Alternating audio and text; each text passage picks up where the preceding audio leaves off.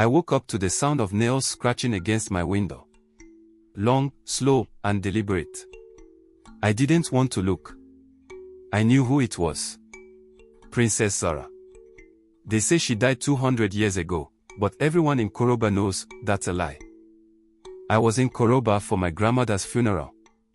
It's a small village in West Africa, a place filled with stories of spirits and curses. I never believed any of it. Until that night. During the funeral, an old man pulled me aside.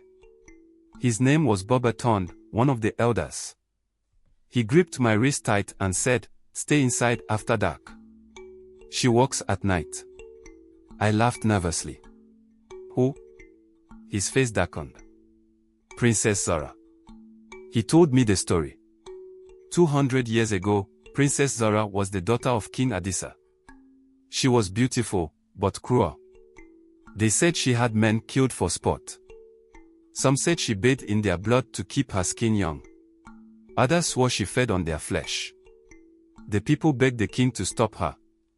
But he was blind with love for his only child. One night, a girl named Abina, just a farmer's daughter, was taken to the palace.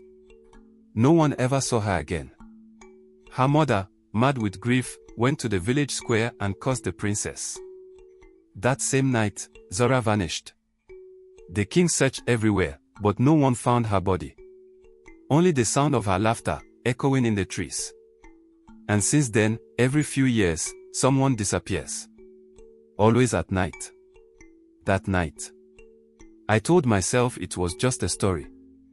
I wasn't scared. But then I heard it. The scratching at my window. I was on the second floor. Nothing should be up there. I stayed still, holding my breath. Then, a whisper. "Come out." I shut my eyes. No. I was imagining it. Then I heard my grandmother's voice. "Kweku. Open the door." My heart stopped. My grandmother was dead. Slowly, I turned my head toward the window. And I saw her. Long, twisted nails. Skin so pale it looked like stretched leather. Her mouth too wide, lips cracked and peeling. And her eyes, black, hollow pits, staring at me. She smiled. Her teeth were too sharp. She tapped the glass. "Come out, Kweku." I ran. I bolted downstairs, my heart slamming in my chest. My aunt was awake, staring at the door. "Don't open it," she whispered. The knocking started. Light. Playful. Then, a giggle. It was her. We didn't sleep that night. And when the sun rose, the knocking stopped. I left Kuroba the next morning. Some nights, I still hear the scratching at my window. I live in the city now. There are no trees outside my apartment.